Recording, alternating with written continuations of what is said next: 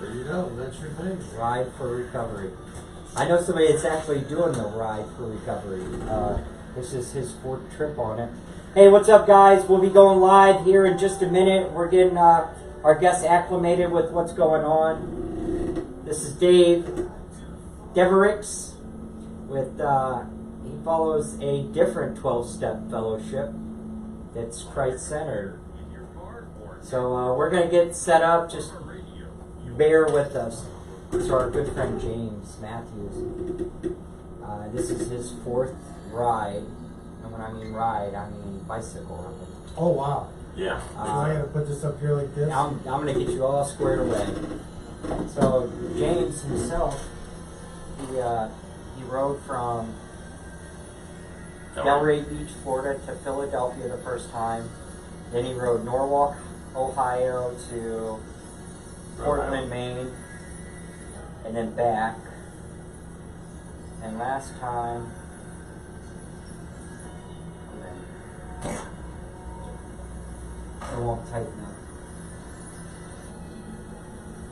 It's this one, because it's, That's good. there we go. Okay. Yeah. Then he did Norwalk, Ohio up to Portland, Maine, back around. And then he went Key West, Florida to LA. Now he goes kickstand up on Monday, Key Largo, Florida to Washington. Wow. 4,000 miles on a bicycle. No music, roughing it. Sleeping on the ground. Living on the land with tuna pouches. So, hey guys, we're getting ready to get squared away.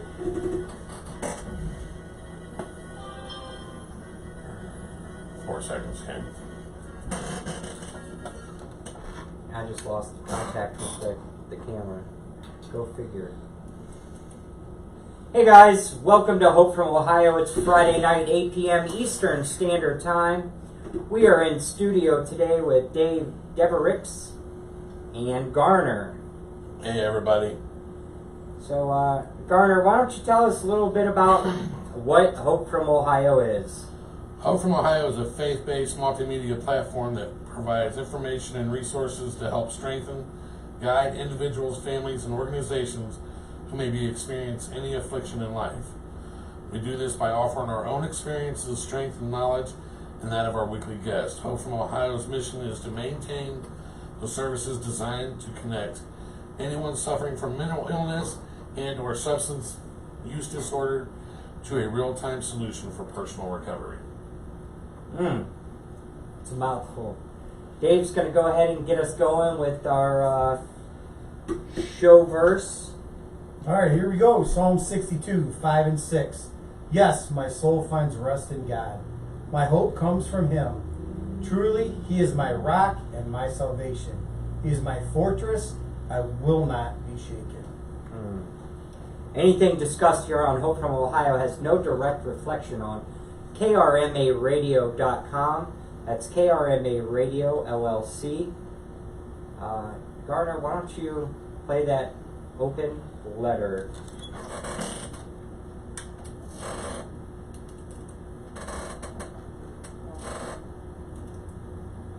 Dear Ohio, an open letter from Tilo. Every day I wake up and check the Facebook feed. What do I see? Akron 200 OD'd. Cincinnati had 60 and 48. That's ours. With 1,000 under 2 months, there can't be any more debate. What's more important? I don't think they care. Pump the drugs in and lower the property values, I swear. And I don't mean to be a conspiracy theorist, so explain it to me. Nobody wants to build rehabs. It's crazy to me. As a community, we try to do the best we can, but insurance wants us to argue Narcan versus EpiPens. And where does it end? Well, that all depends on what you would consider as our best defense. People say let them kill themselves or lock them up. What am I supposed to say? There isn't enough prisons for us to make this go away. And that's not rehab, so who are we kidding? We just keep the suffering in exchange for living. All while car fentanyl keeps moving on a slow kill. From Cincinnati to Mansfield and up to Monroeville.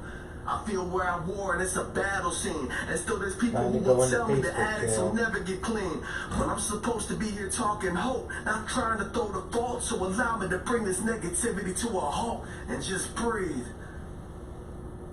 Give me a second, I just need to remember I need to breathe.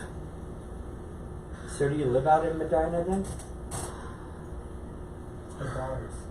Oh. Control breath.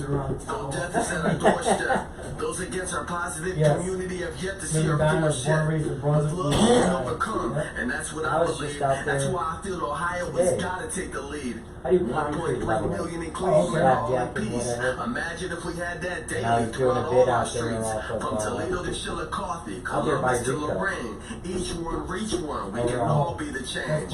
Refuse to be more the same. Rico, Refuse to back down. Refuse to wait for right someone there on else to Liberty, do it as you down the watch road from the from background. the, And if you're afraid, just look at those around you. Kathy's house. That's community. Gotcha. Let it I surround don't you. know the name of the We road will out march there. forward and reclaim our future. Washington. Come away from the drugs, the gangs, and get off the computer. Your boy's name. Get off the couch and stop That's my looking daughter, away. Samantha My Devericks, dear right? Ohio, we Samantha. stand united to take you back She was just today. showing me a picture. She's watching it in her car. Listen, Got you. they're dying She's already all making over the comments. place. And rehab's So on an what's up, option if Dave? they don't have the space. And if the schools have pills, I can't say they're safe. And how can somebody ask for help if they're afraid So of see the that hate? little red line And how can underneath parents the- see the problem That's if the they mic for refuse the to Facebook. ask? Gotcha. And how can our children see the real if we wear a mask? And how can we pull together if we prefer the division? And how can we be closed-minded? Would it hurt to listen? And how can we help? How are you in pain? How can we trust insurance if they play these games? And how can we build if we allow it all to burn? And if we refuse to understand, then how can we Hopefully I learn? can get And if we don't reconnected so come I together, can how will we adjust that survive? mic. And if we just let them die, Because I have how to keep can it we down call for church ourselves because alive? they're so loud. Right. And then when I get here, we Why have can't to we love increase and let it. be loved? Why can't we be vulnerable? Do we have to be so tough? What happens when the car fentanyl raises the death toll throughout the states? Who will be there to help dig the graves? Ohio, I love you from the bottom of my heart, but this includes us, and we have to play a part. And if we're in this together, I promise we will have the strength to succeed. The land of presidents, Ohio. We were born to lead. With all the love in the world for the heart. The heart state. The state made out of a heart, man. That looks like a heart.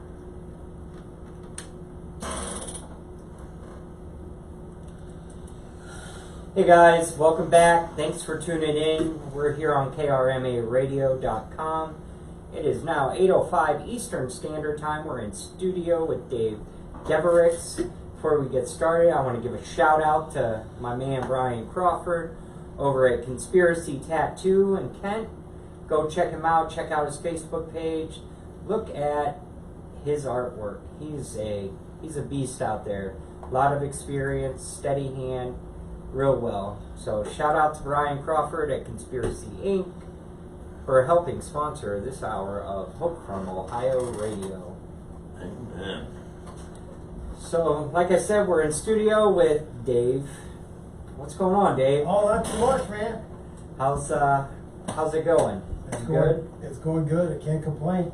So, Dave, why don't you tell us a little bit about yourself? Who you are, what you are, what's going on with you? Who I am.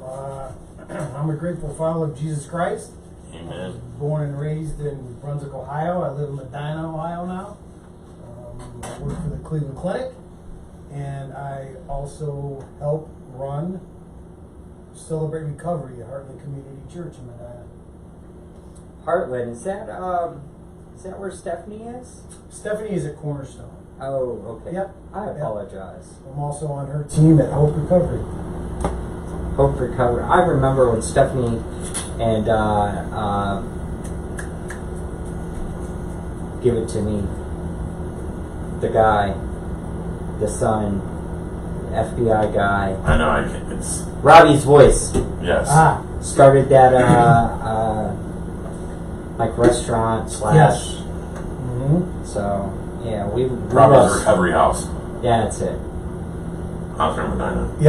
Yep, but that's no more. It still runs. It's But it's something else now, right? something else now. Recovery Center in Medina. Yeah. Yes. So we have formed a recovery community now called Hope Recovery Community Right. in Medina. Right, Yes. right. Yeah, sit still in front of your mic. Sorry. Otherwise, they're picking up. Yeah. We're nervous. No, you're good, buddy. You're good. Where you talk is where they hear. So if you talk over here, Gotcha. they're not picking up. All right. I did turn the volume up over there, so you don't have to actually yell. What's up, Facebook? Yeah, we're out here. So celebrate recovery, follower of Jesus Christ, father, full-time job, and what brings you to celebrate recovery? Well, that's a long story and a long journey, but I guess we do have 2 hours, right, guys? That's it. I was born and raised in church, and just the way life goes. I was raised by great parents. I had preachers on both sides of the family, and got to be a teenage years, and just found out that I could get attention from girls by being funny and being a tough guy, and getting attention from the world instead of doing what Jesus Christ wanted me to. That was more important.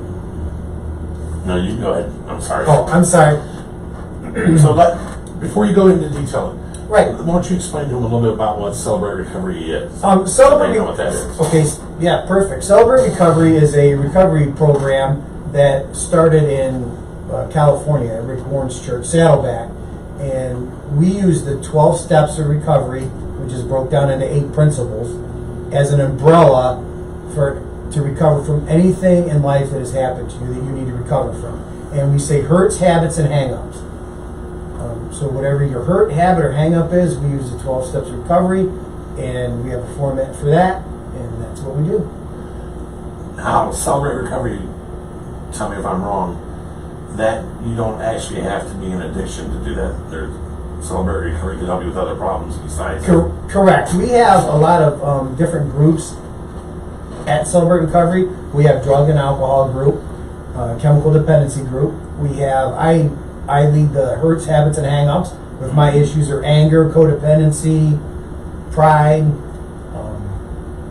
those kind of issues. We have a sexual integrity group for men, and we also have women's group, and for their hurts, habits, and hang-ups. And we also have the women's group for abuse that have been sexually, physically, or mentally abused, and the women's drug, alcohol, and chemical dependency group.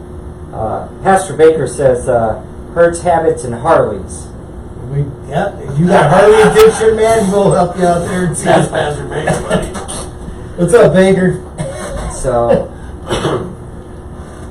Now, what makes Celebrate Recovery different from? like AA or NA or CA or We're a Bible-based, Christ-based recovery program, Okay. where we believe Jesus Christ is the true one and only higher power, and that's who we follow, and we believe that we cannot recover without Him. Amen. that is I like that. that is awesome. It really is. So those 12 steps, where in the Bible do they come from? From the Beatitudes. From the Beatitudes. Can you give us some books? Like, I can tell you, like, the 12 steps of AA come from James and Sermon at the Mount and Yeah. The Beatitudes are all found in Matthew's. Matthews. Gotcha. So it's not the same 12 steps as, like, AA there. It's close. It's real close. I can pull them up here if you'd like. No, I'm curious, man. Okay. I'm real curious. I'll be honest with you, when it comes to 12 steps, I know nothing about it. I went to, was it an NA meeting 5-6 months ago, and I don't do meetings. And I told James, I said, I'm sitting here listening to this guy read off all the steps, and that's what I do out of the Bible, everything he's done. And I couldn't tell you what steps are what, but I know I've done it by the reading of the Bible. So Right. So let's do it. Right. Celebrate Recovery's 8 principles. Realize I am not God. I admit that I am powerless to control my tendencies to do the wrong thing, and that my life has become unmanageable. And that's from Matthew 5:3. Happy are those who know they are spiritually poor. Earnestly believe that God exists, that I matter to Him, and that He has the power to help me recover. And that comes from Matthew 5:4. Happy are those who mourn, for they shall be comforted. Consciously choose to commit all my life and will to Christ's care and control. Happy are the meek, Matthew 5:5. Openly examine and confess my faults to myself, to God, and to someone I trust. Steps 4 and 5. Happy are the pure in heart, Matthew 5:8. Voluntarily submit to any and all changes God wants to make in my life, and humbly ask Him to remove my character defects. Steps 6 and 7. Happy are those whose greatest desire is to do what God requires. Matthew 5:6. Evaluate all my relationships, offer forgiveness to those who have hurt me, and make amends for harm I have done to others when possible, except when to do so would harm them or others. Steps 8 and 9. Happy are the merciful, Matthew 5:7. Happy are the peacemakers, Matthew 5:9. Reserve a daily time with God for self-examination, Bible reading, and prayer in order to know God's will for my life and to gain the power to follow His will. Steps 10 and 11. Yield myself to God to be used to bring this good news to others by my example and by my words. Happy are those who are persecuted because they do what God requires. Matthew 5:10. Nice. As you were reading the Celebrate Recovery, I was over here mouthing the 12 steps of AA, and they're basically spot on. Right. So that's unique, but you guys put it into the principle. That's awesome. Sammy says Serena says hi. What's up, Serena? So let me ask both of you guys a question, because you know the steps of AA and what you just read.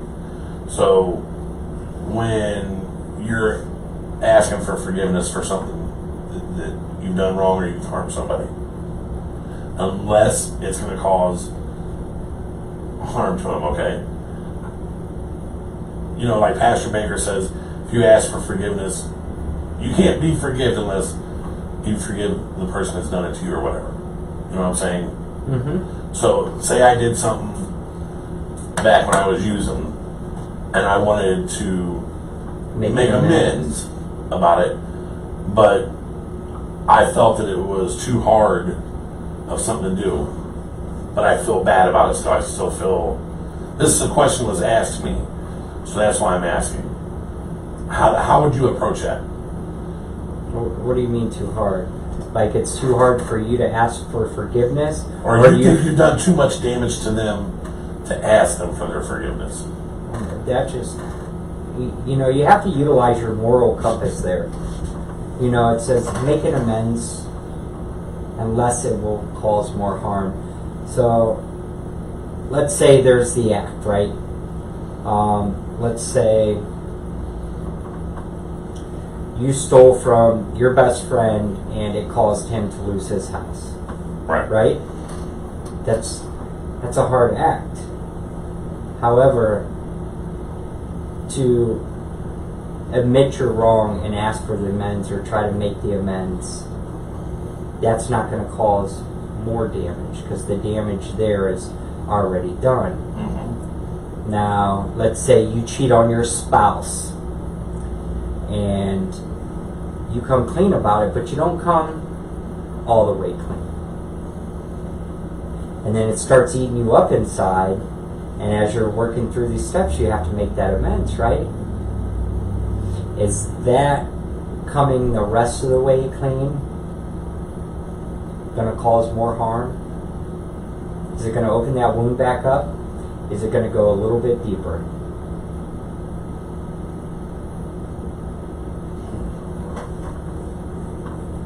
See what I'm saying? Right. You have to utilize your moral compass, you know. When you lay it at the altar, you know, and you become so open and vulnerable to God that not only are you confessing with your mouth, but you're following it with your heart, you can get to a deeper level asking for forgiveness and crying out at that altar than you literally could going up to your spouse and saying, hey, not only did we just kiss, we had sex.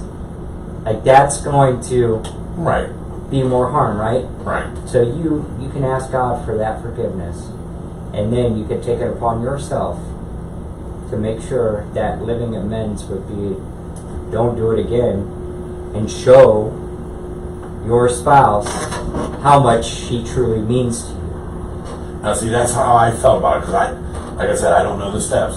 But I told him, I said, as long as you want to ask God for forgiveness of it, but he kind of feels that he can't go further in the steps because he doesn't feel he made all the amends.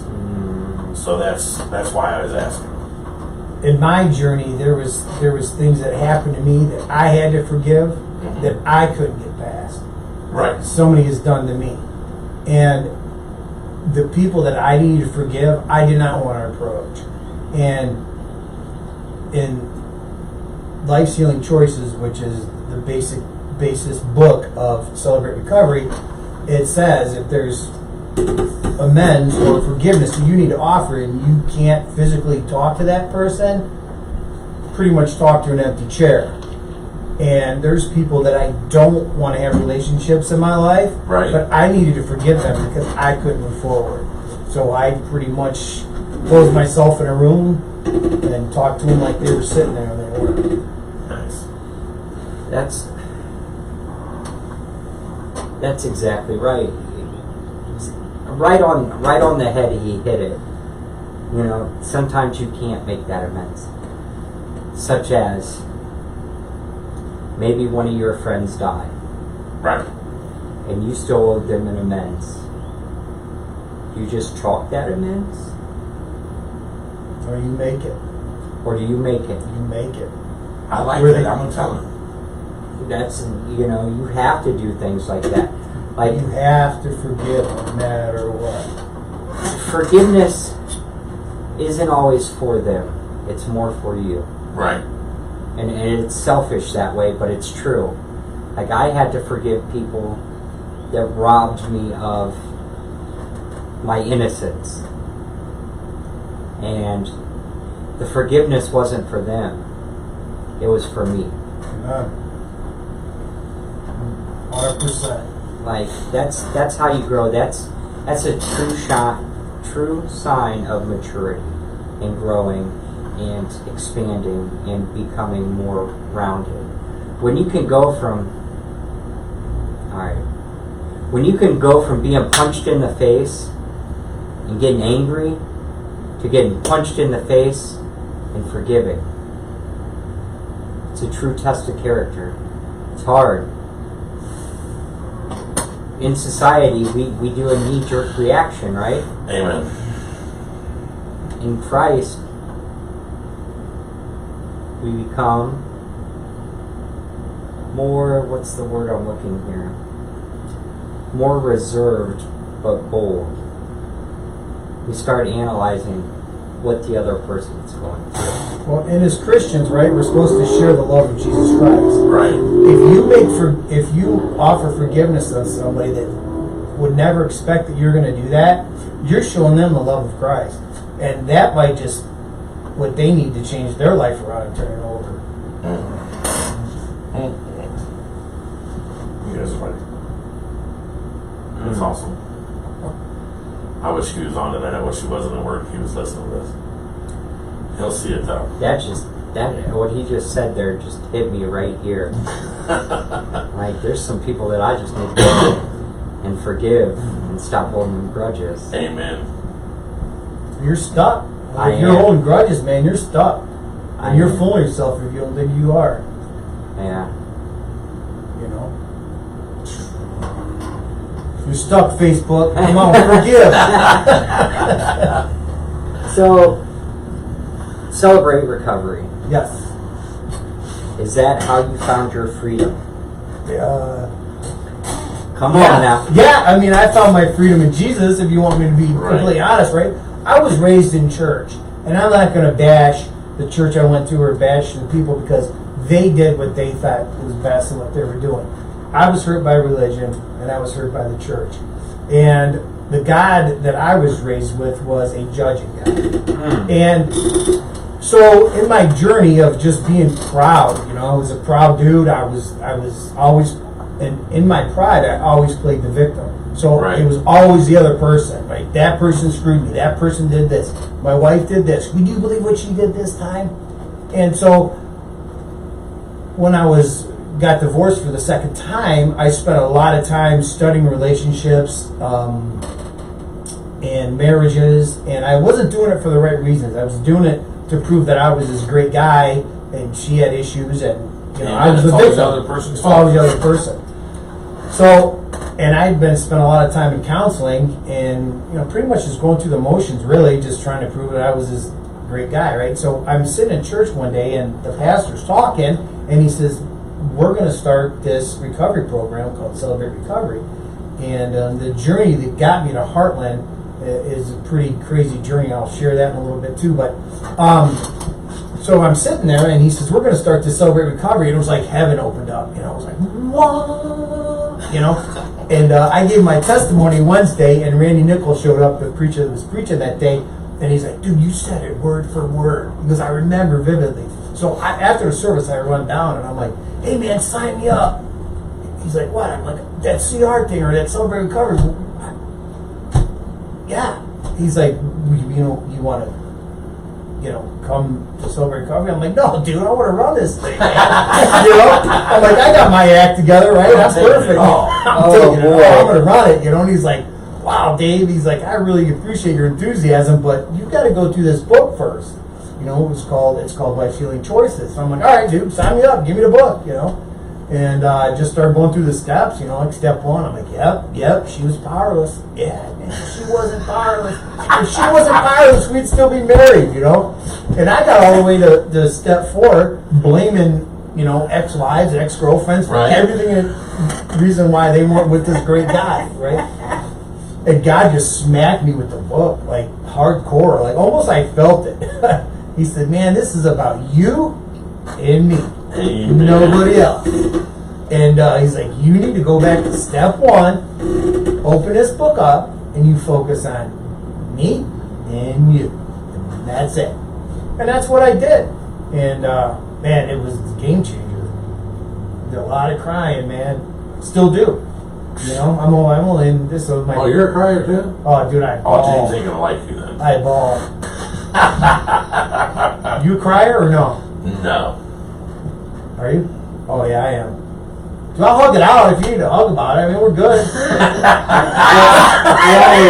I always pick on Garner because I'll say stuff and he'll just be over there just tearing up. I'll start calling him Crybaby Christopher. And there he goes again. No. Wendy Weiner over there. No, Oh yeah, my kids.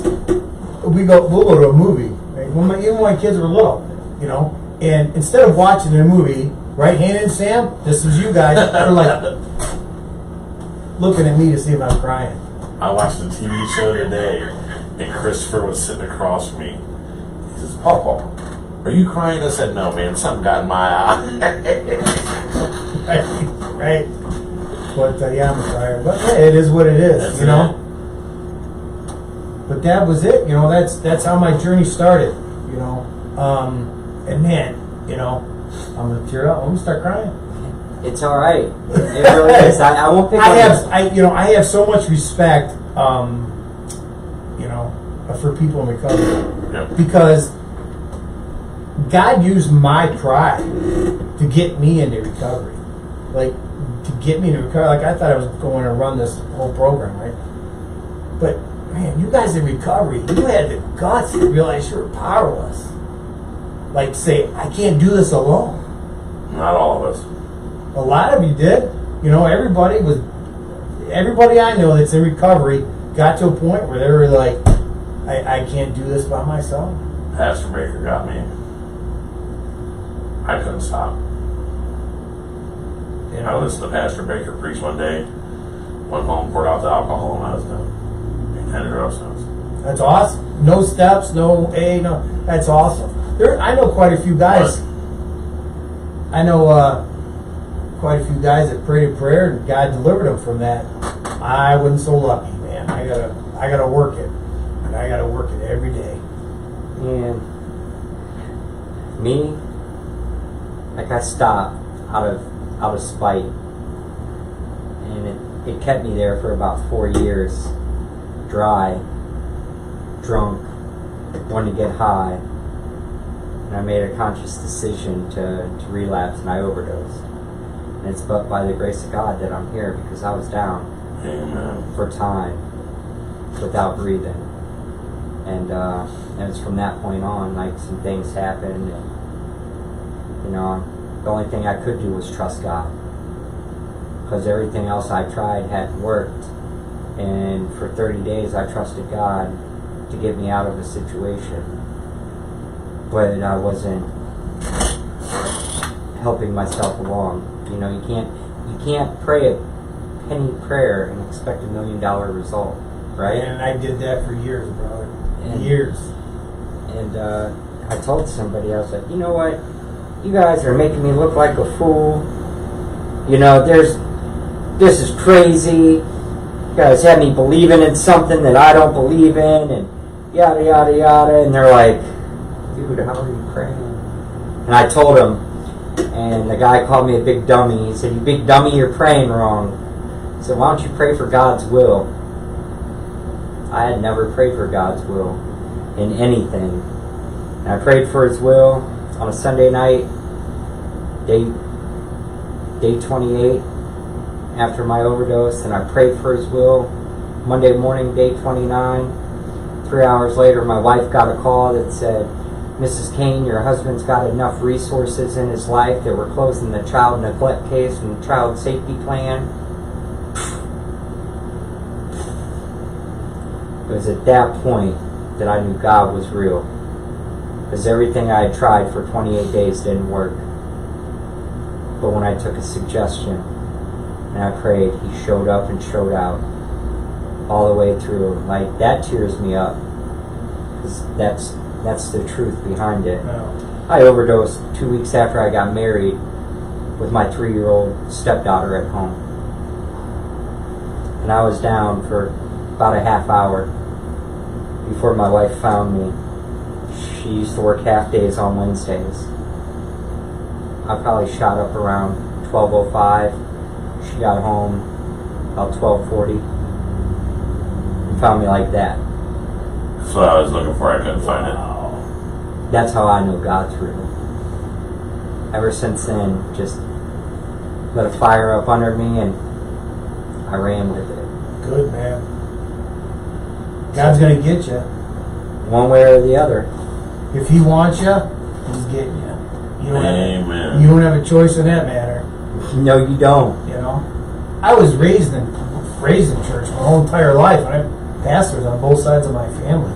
You know, and man, it was just more important for me to be cool and be popular, and man, I regret that. You know what I mean? I just wish that, you know, God is the ultimate cool. You know, He's the ultimate popular. And, man, I just wish I would have seen that a long time ago. You know, I took a 20-year sabbatical. You know, we were going to church, and, for about, I didn't go to church for 20 years, and my daughters were born, and we went through some stuff, man. And I ended up getting full custody of my daughters, and their birth mother lost all her parental rights. And we were going to church, and I was just going through the motions and not really just doing anything, you know, just walking the walk. But, you know, talking the talk. I wasn't walking the walk. So I spent a lot of time going to churches, just not really getting, you know, fed. Just One of those seat warmers. I was a seat warmer. Yeah, you're right. I was a seat warmer, Living for God on Sunday, living for hell Monday through Saturday. Yeah, pretty much. You know, and I guess I was just going because I wanted my girls to be raised in church. And they got older and they started bucking me, and they didn't want to go to church, and they didn't want to do this, and they didn't want to do that. And so, well, if I find a church that we can all go to, would you guys not give me a hard time? And the girl's like, yeah. And I was all about, Sunday best, skirts, and they would fight me every Sunday. Dress up for church. I was going to a Grace in Middleburg, great church, but I just didn't feel at home. I didn't feel connected. And a buddy of mine called me and said, hey, he said, would you, I was working third shift at the time, he says, hey, a buddy of mine got killed in a motorcycle accident, and we're trying to get some bikes to ride in the funeral procession. Would you be willing to go? And I don't want to go by myself to the funeral. I'm like, yeah, I'll go. Of course, dude, I'll support a rider. So it was at Heartland. The funeral was at Heartland. I walked in the front door of Heartland, and the first time in my entire life God spoke to me was, you're home. Nice. I get it. Crazy. So I asked, I told the girls, I said, well, I think I found a church, and came that Sunday, and I've been there probably almost every Sunday for the past 3 years. And now I help lead Celebrate Recovery with the founding pastor's wife, Janie Holly and Terry Holly, founded and started Heartland Community Church, and she runs, we co-lead Celebrate Recovery together. Nice. Yeah. That's awesome. Yeah. But the girls come to church every Sunday. I don't make them come, and they come in ripped up jeans and come walk into the door, and of course everybody goes, you got holes in your pants. I was saying, you wouldn't make it. I wouldn't make it as one of your kids. I'd show up in my shorts and my slides. Well, it's so funny, how you grow up, Sunday best, you wear your Sunday best, right. wear your Sunday. And when I first wanted to go back into church and started going to church, I visited a church that, they're drinking coffee, they're all wearing shorts. I'm like, what's wrong with these crazy people, man? I don't have any respect for Jesus, right? And then I find Heartland, and they're the same way. And it doesn't bother me anymore, It's not about religion. It's about a relationship with Jesus Christ. Amen. Period. It's crazy you say that. Like, well, obviously where we go to church. Right. Our pastor rides to church on a Harley and preaches in a Harley shirt and jeans and boots. I went out of town for vacation. The first vacation I ever took, I was sober, completely. And we visited this church down in Myrtle Beach. And the looks I got when I came in, like I thought I was overdressed for my church, but I was way underdressed for their church. Oh, yeah. They're like, what is this guy wearing? You ain't doing that in a Bible club. Like, I'm looking around, people have like 6-piece suits on, hats. I'm like, Marcia, I feel out of place here. And, it ended up being a mega church, and you didn't have that connection. And, like, their pastor was preaching on a screen that I don't even know if he was doing a live preaching or if it was just a replay from the night before. And I was like, we got to go. We have got to go. So we left and took a helicopter ride, and then I went back to the hotel and did a little Bible reading to the family. So we weren't getting it there. I wasn't getting it there. Right. So It just, my pastor is just real. He's just like your pastor. He's just real. And how cool is that? Amen. You can talk to the guy. You can go talk to pastors, and please don't take this the wrong way, but when I'm sitting down and I'm going through some stuff in my life and I'm hurting, I don't want to hear Bible verses or hear what happened in the Old Testament. I want somebody to say, dude, you're just a man. Your emotions are warranted. They're what you're feeling. Let's see how we can do this. And just remember, God loves you. Let's keep God at the center of this. Let's pray about it. Let's open up in a word of prayer. I'm not saying that to discharge God out of the situation, but man, You know, God loves you right where you're at. I think that's one of the things I love about our pastoral staff is if I'm having an issue, I can go talk to any one of them. Not only are they going to let me know that, you know, we're going to pray and God's there for me, but if I'm screwing up, they're going to be the first ones to say, it's not James Garner, you're screwing up, dude. You need to look at yourself and see what's going on. Right. You know, so I think that's one of the things I love about our pastoral staff. The realness of when you're hurting, right? So I'm hurting, and I go to my pastors and I tell them how I'm hurting, and they open up and they share about how they've hurt similarly, and they make it relevant to them now. Right. And you see, like, not just is he a shepherd, he's also a sheep. Right. Amen. Yeah. Like, that's the realness that I absolutely love. Right. You can quote scripture, but remember to be human at the same time. Yeah. Like, it's hard to find. I mean, when my pastor stood on the pulpit and, well, he don't have a pulpit, he just stands up there in front. When he was standing up there talking and he openly confessed to some of the things that he deals with in life, and I was like, whoa, he didn't just say that. You know, and he struggles with porn, you know? Yeah. And he said it. And I was like, this dude's real. Yeah. That's This awesome. dude's real. That is awesome. And he earned that right there and then. He earned my respect. Absolutely.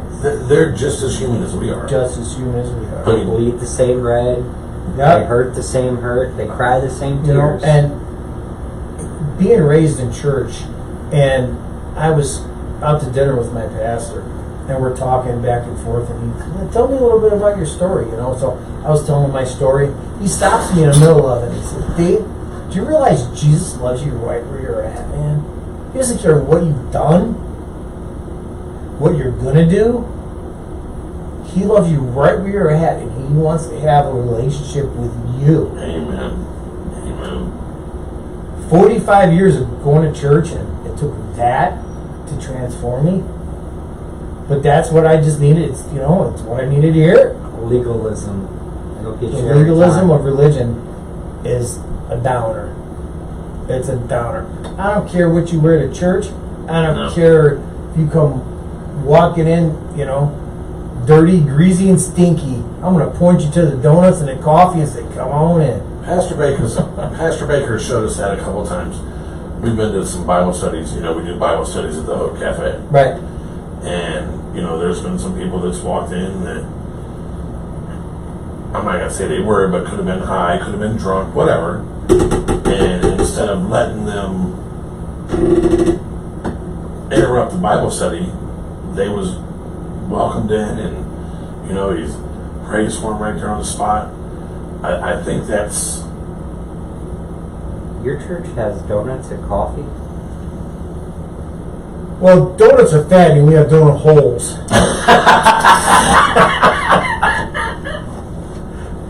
Pastor, you hear this? You hear that? We have donut holes. Get us some donut holes. He's getting a steak. He said he was getting me steak. He said he was getting you a salad. No. That's how you get Pastor Baker to do anything for you. You give him a steak, he's your best friend. Just, yeah, butter him up. Throw a It is. T-bone. That's it. Look, cook it medium rare tonight, and while you're riding down tomorrow, if he starts getting grumpy, just throw it at him like a dog. Getting grumpy, he's got to keep up. There you go. I want to see this. Well, it's nice knowing you. We've seen him ride home from Parkersburg at 11 o'clock at night in the rain, Yeah. throttled down. We even tried to get him a hotel room. He wouldn't let us. Yeah. Nice. Just don't ride fast, and your angels can fly. That's it. Stephanie says, hi, Dave. We love you, Dave, and Hope Recovery. Hi, Stephanie. Hi, Stephanie. We love you, too. I tell you what, I love being on her team. She's And awesome. There are so many awesome things going on in Medina County in recovery, and the way the community is coming together. We're working with other churches, other organizations. That's the way it should be. Oh, it's exactly the way it should be. And like, there's eyes are like this. Like, wait a minute. Dave actually says Cornerstone's a good church, and go visit them and visit us. And I have find a good church. I have a hard time doing that. I have a hard time going and visiting other churches because I feel like I'm cheating on mine. I mean, I know I shouldn't, but I do. It's hard for me. But So does that mean that you only take your wife to the same restaurant? yeah, because I know the food's good.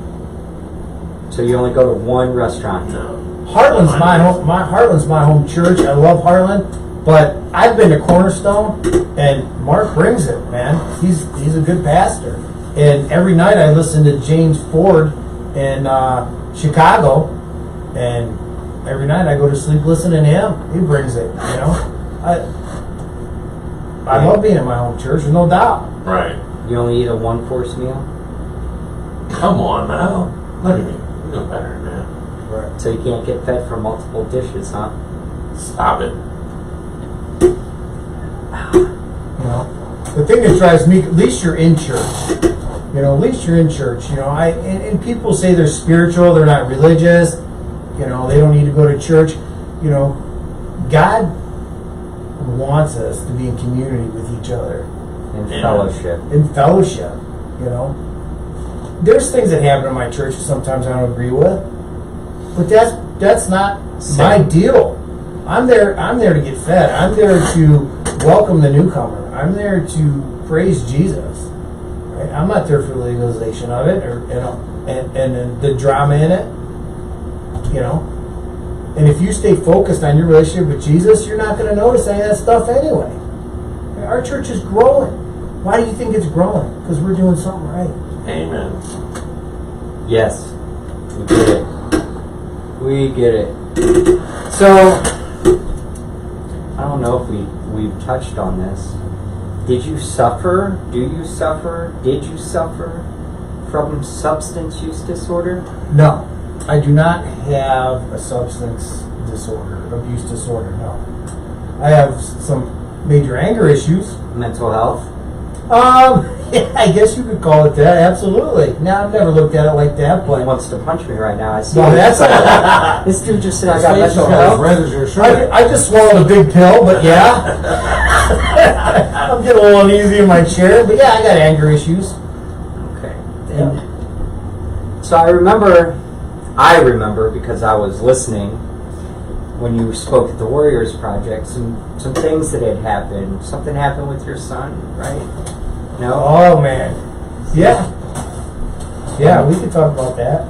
Is it off limits? It is not off limits. I asked for permission, and he gave me permission to tell his story. So, no, we're good. Okay. It's just emotional to me because it happened in 2013, right? Today is the anniversary. There's a reason why we're talking about it then. And it's his birthday. So, happy birthday, son. I love you. Happy 27th birthday. Sorry, we're keeping Dad so you guys can't go out tonight. We greatly appreciate it. I remember you had to tell him that you were doing the radio tonight. So I'm taking him with Jamie Johnson on the 17th, so he's good with it. There you Nice. go. Garth Brooks is playing that weekend in Pittsburgh on he? the 18th I'd rather see Jamie Johnson. in color. Yeah. I know it. Yeah. So, so I'll tell you the story. You want to go into the whole story? What time is it? And do what you got to do. All right, so Let me stop you right there. I'm gonna grab a water. We're gonna take a quick break. okay. But when we come back, we're going to get into it. Guys, just remember this hour of Hope from Ohio Radio on krnaradio.com is sponsored by Brian Crawford at Conspiracy Tattoo.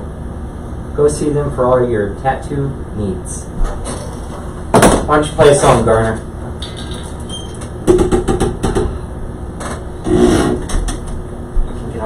Yeah, I'm scared of that. The whole time I'm thinking, don't go into a rant.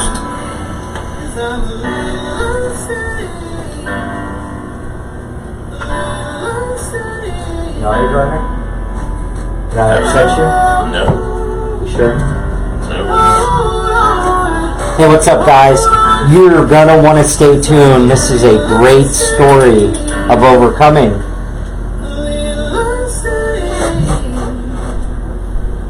It all all started with a need to escape. I hated myself and my head would just race. Started smoking and drinking and staying out late. Tired of my value being determined by grades. School is all just a waste. How could you place or praise my fate without understanding all my character traits? Or maybe I should call them flaws, cause each one was the number one cause. Every fight felt like a loss. Started to exhaust, didn't know what it cost to just lay down and give up. If I could take it all back, I would. But it probably wouldn't even matter because I still wouldn't be understood. I just wish that I never was. They said the sun will come up, but it never does. Here I am right here in these metal cups. I became the monster I said I was.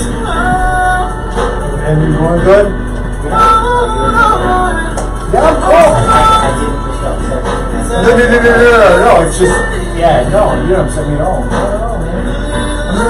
What's up, Adam? How's that baby? Is it going alright? You feel good? I miss you too, buddy.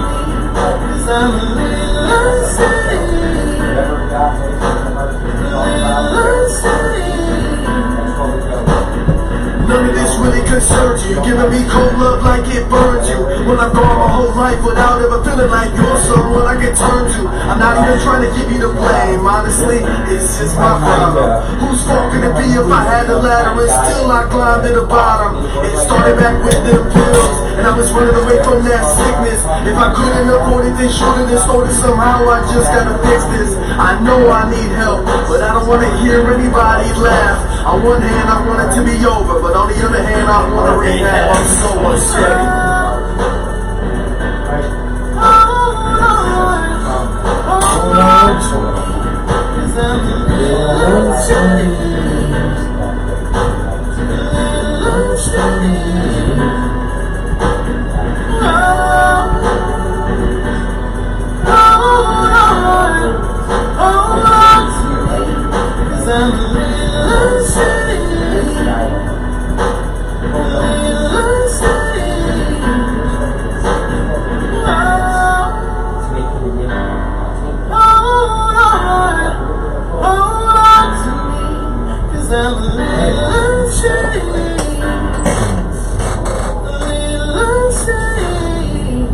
So the clinic, huh? Yep. Just try to do this. Oh, were ya? Hey guys, I want to thank you for watching our video. Nick couldn't be here with us tonight.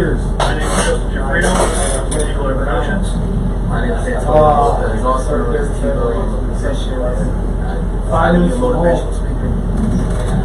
So anyway, the one thing that we want you to get from this is that we want you to feel comfortable. Oh, yeah. I could literally get Smitty, I can't wait to see you, buddy. If you're struggling with addiction, talking to them and telling them exactly what you need, how you need help. We don't want you to feel embarrassed. We just want you to get the help that you need. All right, fellas. You ready? Picking up that 900-pound phone and making that call today that can save your life. ready? Save Yep. your life, you're worth it. All right, guys, stay tuned. The next page is going to be a whole.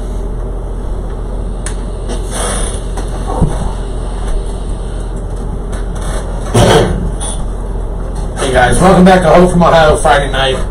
We're sitting here with myself, James, and Dave, and we're going to let Dave get into his story a little bit. Oh, we're getting in. All right, let's get in. Yeah. Deep. Oh, there we go. Now he's done. Now I get. Go ahead, get comfortable.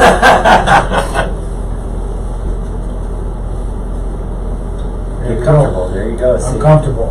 All right, so before we get into the whole story here, we're doing a ride for recovery.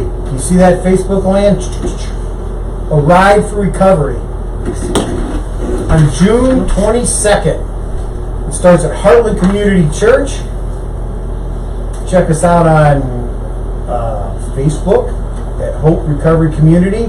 Follow the links for Ride for Recovery. It's on June 22nd. All the proceeds will stay in our community and directly impact people in recovery. There's a 30-second delay, so there we go. All right. And also at Heartland Community Church, we have the Heartland Riders. And this Sunday at 12:30 is our annual bike blessing. If anybody wants to come up and join us for our bike blessing, and then we're actually going to ride down around here somewhere and have some lunch. And so if you're interested in that, come on up and check us out. And now for my story. So my son's, this isn't my story, it's my son's story. So May 3rd, I'm pretty sure it was 2013, my wife at the time and my 2 daughters, Hannah and Samantha, went to the Indians game, and my son was in the Army, and he was down in Athens. We went to the Indians game, had a great time, was on the way home, it was past midnight, and the girls are like, Dad, can we call Jared, it's his birthday? I'm like, yeah. And he always answers his phone for his sisters. He didn't answer his phone, and I thought, that was weird, but his 21st birthday, he's probably in a bar, whatever. And so 5:30 in the morning, phone rings. I don't answer it. It's restricted. Rings again. I answer it. Hello, Mr. Devericks? Yeah. There's been an accident. Your son's alive and breathing, and you need to get to the Grant Medical Center in Columbus, Ohio, as fast as you can. I'm like, wow. That was it. So, jumped in the car, and luckily the girls heard my phone ring, so they, what was that, Dad? Because if they wouldn't have gotten in the car with me, I probably would have went about 170 to Columbus. Right.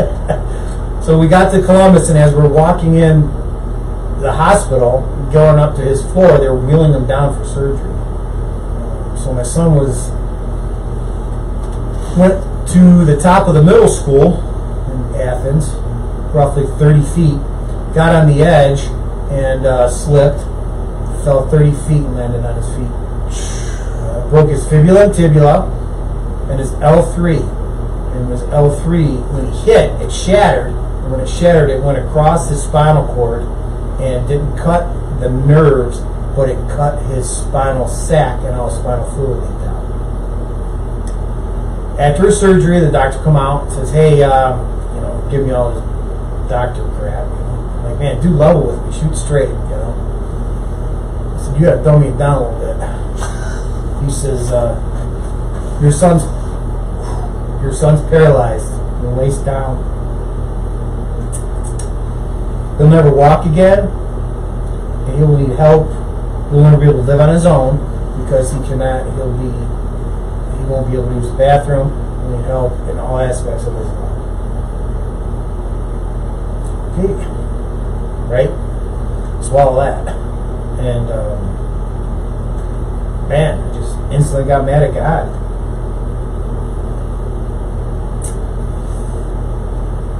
And I thought, man, God, really? You're going to use this? You're going to use my son to get my attention? It's pretty cool. How can you do that? And I said that the other day telling my story, I said, God, you're going to use my son? And God convicted me of that. He's not my son.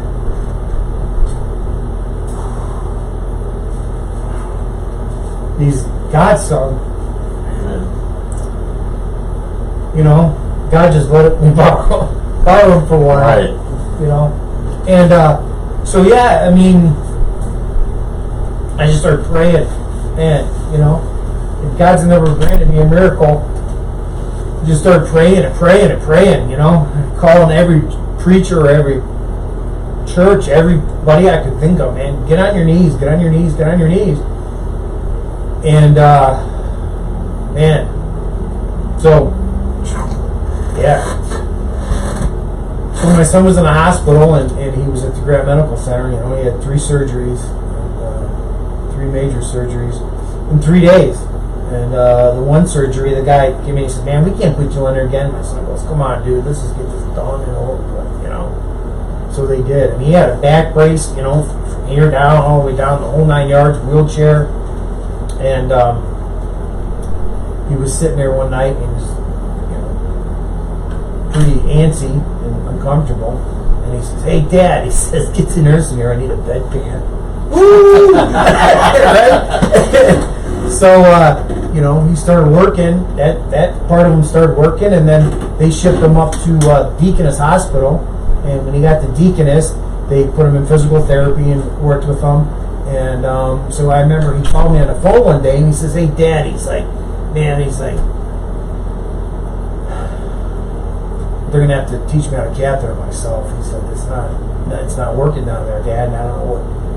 They said, "If it doesn't start working, I'm gonna have to learn to do this, and they're coming tomorrow and teach me how to do it." So next morning, phone rings. He said, "Man, I wish you had told me that 2 months ago, Dad. I'm flowing like a river."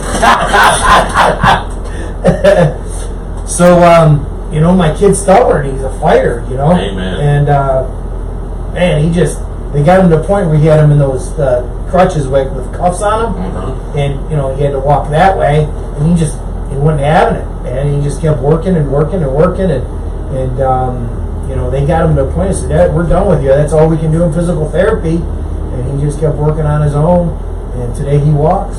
Amen. He was supposed to start the day after he fell. He was supposed to start in the operators unit, Noble 18, and obviously he couldn't. So fast forward, about 3 years ago, he's online and he finds that they're hiring again. He goes down there and talks to the guy, and he's like, "Man, I remembered you." He goes, "I called trying to find out what happened to you. Why didn't you show up? What was going on?" And he says, "You think you can run a machine?" And my kid says, "That's a funny story." He says, "My old man used to have me in the ditch kicking pipe in. He says, I can't get out of the ditch no more, so my old man put me in a machine and he jumped back down to the ditch." He said, "Yeah, I can run a machine." Wow. So they gave him a chance, and they told him about the only thing he couldn't run was a crane. And that probably wasn't the best thing to tell my boy. And he can run a crane, and he does everything anybody else can do. He can't feel anything from his knees down. He wears braces, but he walks and he does everything else me and you do. That's so awesome. He rides a motorcycle. Really? Oh yeah, yeah. All summer long he's right next to me, Wow. bar to bar, rolling down the road. And so he strips out a shifter every so often. I said, "Take it easy on that thing, son." He looks at me and goes, "I can't feel the freaking thing, Dad." But he shifts it like a champ. Now, if I remember at your testimony at the church, did you say he was in the service, or? Yes, he was in the service. Yeah, he was in the Army. And he was, before he did that, he was training for. Yeah. So his commanding officer called him on the phone and says, "Hey, would you be willing to represent the battalion, or at the Rock Run? It's like a warrior dash for Right. the Army." And my kid's like, "Yeah, I'll do that." And he's running, working out, and he was running with a 60-pound rucksack on his back and training, and he was in the best shape of his life. So he calls a couple weeks before he got hurt and says, "Hey, I lost my itinerary. What's going on with this Ruck Run?" And he goes, "What are you talking about?" And his sergeant says, that was cut from the budget, man. We're not doing that." He's like, "Well, it would have been nice if somebody told me." And the doctor said if he wouldn't have been in the best shape of his life, he might have not made it. He might have died on that fall. God gives us a will, but he also knows what we're going to do, and sometimes he protects us. Amen. But God got my attention that day, and I believe in miracles. My son's a walking miracle. Amen. And I knew right then and there, and God made him walk again. I was living my life for him. Amen. Yeah. I got 3 amazing kids. And man, did I drug them through some crap, guys. Drug them through some crap. And there's no doubt that God protected them to put me right here tonight in this church. Because they're smart, they're respectful, and they're hardworking kids. And most kids that go through what I drug my kids through are not in that path. And my oldest daughter, Hannah, she's decided to join the Air Force. Nice. Yeah. Way to go, Hannah. Shout out, Hannah. So we got Sammy, Hannah, and Jared. Yep. Jared's my oldest, and then Hannah and Samantha. Samantha's going to join the Army, I believe she's going to do. Nice. I leave in a week or, 11 days. Down to Fort Hood and see my son down there. That's awesome. And My niece just got done with her, I guess it would be like AIT school for the Air Force. So she's home for 3 weeks and she got stationed down in Las Vegas. Oh, that's cool. Yeah, Yeah. that's awesome. Yeah, my son graduated distinguished honor grad out of basic, and then he missed distinguished honor grad out of AIT by 0.04%. like our son, he signed up without us knowing about it. He got in, it was kind of funny how it happened. He got into a fight in Akron, got charges put on him, got the charges dropped, and within 3 weeks, got his GED, signed up for the Army, and was getting ready to leave before we knew. Oh wow. Because it was a wake-up call for him. We didn't honestly think that he would make it out of boot camp, because talk about anger problems, he's got a major anger problem. Next thing you know, we get on and watch him graduate, and then he tells us he's going to Fort Hood, he's going to be a tanker. That's So awesome. I'm like, it's something to be proud of, man. Yeah, My, yeah. What's his name? Steven. Steven. Yeah. What's your niece? You said. niece, her name's Emily. Well, let's stop and pray for him right now. Is that cool? Amen. Let's do it, Dave. Lord, man, we just lift up everybody in the armed forces. Lord, we just, Lord, we just thank you so much for their courage and their strength to defend our freedoms in this country, Lord. We pray for Stephen and Emily, Lord, that we just pray that you just watch over them, keep them safe, and all our people in our armed forces, Lord. And with Hannah, who's going to join the Air Force, Lord, just guide her. Lord, we just thank you so much for living in this country where we have the freedom to worship you, to be on the radio talking about what we're talking about. Lord, we thank you for the people that protect that. Lord, we just pray that you watch over them and let them know that they're being prayed for, and we love them back here at home, Lord. In Jesus' name we pray. Amen. Amen. Amen. So I got something exciting going on tomorrow. My oldest stepdaughter graduates college. Awesome. Not only does she graduate college, but we found out today that she's graduating with honors, Nice. and she's not sigma cum laude, but whatever it is. The next Something one like that. down. The next one down. So she got that, and then she got blessed with she applied for this job, right? It's a grad assistant job because she's got to get her master's. And there's like 100 people that applied for this, and she got it. So not only does she work 20 hours a week in the Department of Inclusion, she's got a soft heart for developmentally disabled. She's in school for occupational therapy, and she wants to do occupational therapy for the developmentally disabled. But she also gets 12 credit hours of schooling, which, to put it in retrospect, we just helped her pay for her first class. Like, she graduates Saturday, starts back on Tuesday. For 2 credit hours, it was $1,800.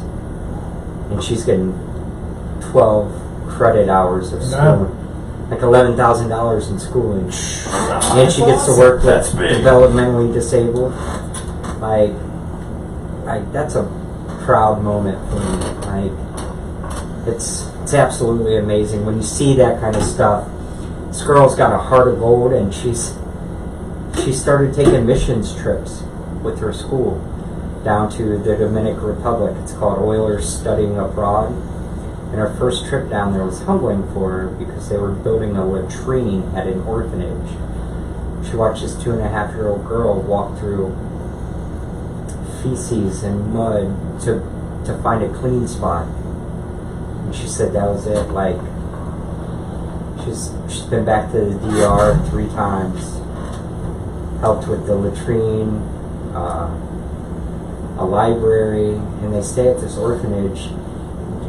You know, she was dating this kid that went to a church in the town that I live, and it's a cultish style church, or so it's been described. I've not went around.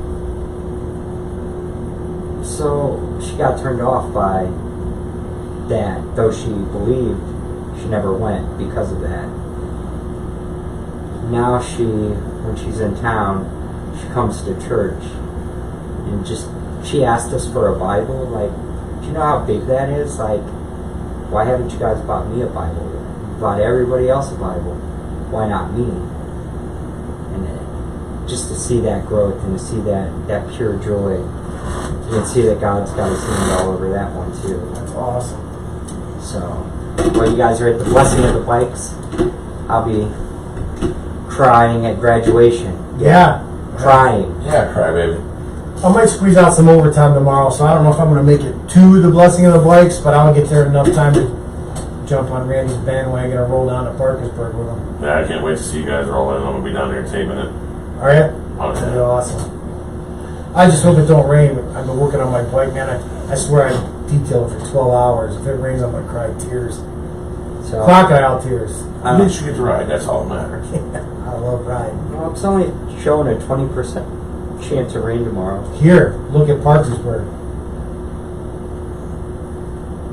Don't be spoiling it. I've been watching like a hawk. I don't even wet. Yes, I'm a fair weather rider, just so you know. Last Just to year, answer any of those questions. I've been riding my whole life, so I don't need to ride when it's raining. last year when we was down there, it rained the day before we went to the event, so it was kind of muddy, but it's a good event. That is the Movement 3. Yeah, I'm excited to go. Yeah, it's Yeah. nice. I just love being part of the recovery yeah, community. You're about 35% chance at 3 o'clock. Oh, it dropped, so Yeah. we're good. Right when you get 45 there. at 5. 35% is what? 70% free. That's it. 30% chance of sunshine, baby. We're riding. Statistics don't lie, but liars use statistics. See how we just switched that around? Right, Yeah. right. That's the truth. We're riding. Me? Not Yeah. so much. I'm real fair weather. I rode out here last week. It rained on the way out, and then I went riding Saturday. I left Cauga Falls. No sooner I got by Akron Bible Church, just started raining. All over my face. I'm getting pelted. It felt I don't like hail. it. I will not start out in the rain. You caught it, you get caught in it. Right. But I was thinking to myself, where can I go? Where can I drop the bike off right now? You guys see the we guys give you right home. last year when we went to Moody Bible College for the pastor's conference? You had 10 riders? Yeah. 10 riders. We left Elkhart, Indiana, and it was pouring down there. And I mean, bad. All the way from Elkhart into Chicago. Like you couldn't see in front of you. The one guy hit a traffic cone on the expressway. And those boys was going 65, 70 miles an hour. Not me. God was all over them, buddy. Not me. I was sitting back in the car going, Right, right. Yeah. Ooh, boy, is it dry in here. I wish I had like a poncho to throw them, or a bubble to put them in so they wouldn't have got wet. Yeah, but those guys have been riding for years, so Yeah. I mean, Yeah. it is. It was sopping wet. So if anyone was interested in coming to your Celebrate Recovery, Yeah, come on down. Speak up, Garner. Yeah. like I said, if anyone was interested in coming to your Celebrate Recovery, how would they be getting a hold of you? They can reach me via Facebook. They can reach me my cell phone number. You want me to give it out? That's on you. I'm Yeah, not if you want to saying- reach me for Sober Recovery, it's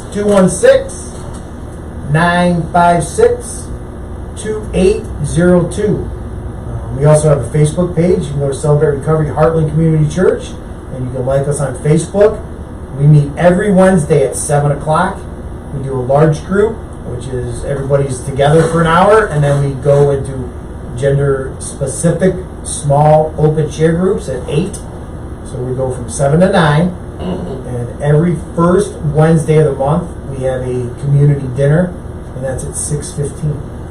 Nice. Yep.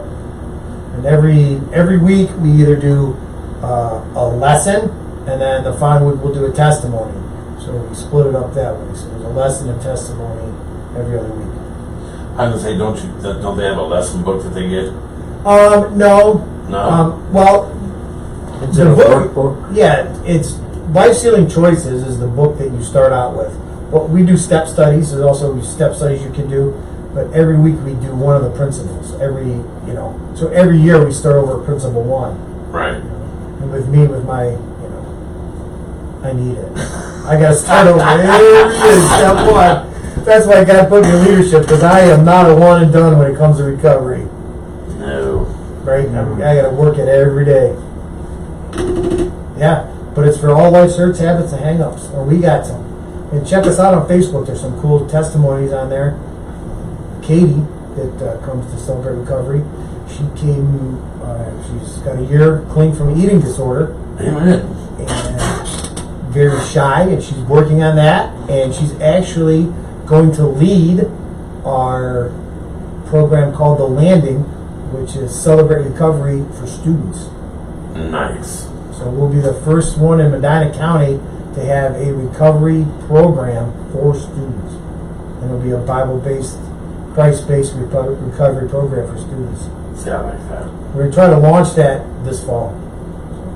Pray for that. If you work for us, that would be great. Absolutely. And then Hope Recovery is going to open their doors at 200 Island Drive here real soon. So, your ride for recovery, what is that about?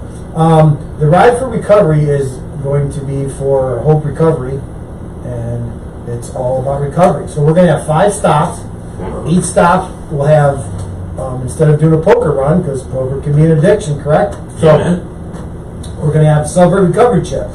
So you'll reach your hand in a bag, and you'll pull out a recovery chip, and it'll have a month on it, 6 months, 2 months, 30 days, 90 days, whatever.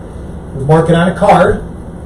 You go to the next stop and do the same thing, and at the end of the ride, we're going to have door prizes for the longest recovery somebody got on the ride. Awesome. Yeah, so we're going to do that, and it's our first ride ever. Hope Recovery's new, and we're going to do an annual ride every year. We're going to have a band at the end. We're going to have donuts, coffee at the beginning, and then each stop. You sure you're not a cop? You I'm weren't a not a liar? cop, no. No, little donuts. I guess I could have been a cop. So the recovery ride is going to be, like I said, 5 stops, and each stop is going to be a different organization. Like Ohio Guide is going to be at one stop, and that stop is going to be sponsored and ran by them, and all that information they have and resources they have available in recovery. So each stop will be someone else with their resources for recovery. And then hope they, build awareness for people that are just out to ride motorcycles and support what we do. Can also find out about resources for people that they love that might need some help. Amen. So that's what it's all about. Making awareness. And let people see that people in recovery are cool. Except for Garner. He's super cool. Super cool. No, I'm just normal. He's So super tickets are cool. $25 per rider. What about the passenger? $25 per rider. $25 per rider. So $50 for a couple. You got it, my man. Got you. He's on top of it tonight. Math was my strong point. Yeah. Kickstands up June 22nd, starting at the church, right? Starting at the Heartland Community Church. Yep. Ending at. Cornerstone Chapel. Okay. Yeah, Cornerstone Chapel. Every Saturday night we have a recovery dinner. Hope Recovery has a recovery dinner at Cornerstone. It's a free meal for anybody in recovery or anybody supporting a loved one in recovery. It's a free dinner, and it's awesome. And we started a year ago, like 25 people. And we serve about 75 to 125 people every Saturday night. It's a free dinner. And so we just want the community to see what we do on Saturday nights. So that's where the ride's going to wrap up. So you can see what's going on there on Saturday nights. We're going to have a live band, hamburgers, hot dogs, and door prizes and baskets. And did I say live band? Yeah, I think I did. Now, did you leave one of these at the church when you was there? I left a lot at the church. Gotcha. I seen him. Well, I'm going to snap a picture of that and post it on our Facebook page as well, and then my personal Facebook page and some of the groups we administer. And Yep. And every dollar that we raise for recovery is going to stay in recovery. It's going to be used to support people in recovery to sustain their recovery, that's awesome. their sobriety. That's awesome. It's better than the March of Dimes. You know, Do you know why they call it the March of Dimes? Because only a dime out of every dollar actually goes for the cause. Really. The rest is for overhead. So you want to hear a cool story about this past year? I'm listening. Yeah. So Celebrate Recovery is probably Heartland, one of Heartland's biggest growing ministry. Mm-hmm. And just our church watching what's going on in Medina County with, being a community with Hope Recovery, being a community with Cornerstone, and just in the community itself. Where's Cornerstone at? Medina? Cornerstone, yeah. It's in Medina. It's a mile down the road from Heartland. The corner of Granger and Route 3. Somebody asked that if it was the one in Portage Lakes, Nope. and I said no. No, it's Cornerstone in Medina. Yeah. You're welcome, Sandy. So Janie, who I lead Celebrate Recovery with, our assistant pastor, came to us and said, "Hey, can we have a meeting? I want to see what LCR is going." So we had a meeting, and he says, "LCR going good. Every year we do a year-end offering, and we think we want to do it for recovery. Nice. And we're going to ask for $50,000.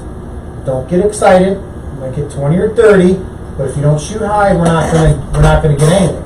Amen. So we're going to ask for $50,000. Okay, fair enough. And I kind of had a gut feeling, yeah, we're gonna raise $50,000. So we just dug in and started, talking to the church about it and raising awareness to recovery in our own home, in our own church, and we just talked about it. And so January they announced that we were able to raise $80,000 for the recovery community in Medina County. So we kept a few bucks so we could do some recovery training at Celebrate Recovery and for the landing. And then we gave $50,000 to Hope Recovery for their community efforts in recovery. And we even gave a little bit to ABC. Amen. We were able to help them out a little bit. So yeah. Yeah, man, we just did that Hope Banquet last night. How's that going? It was a great.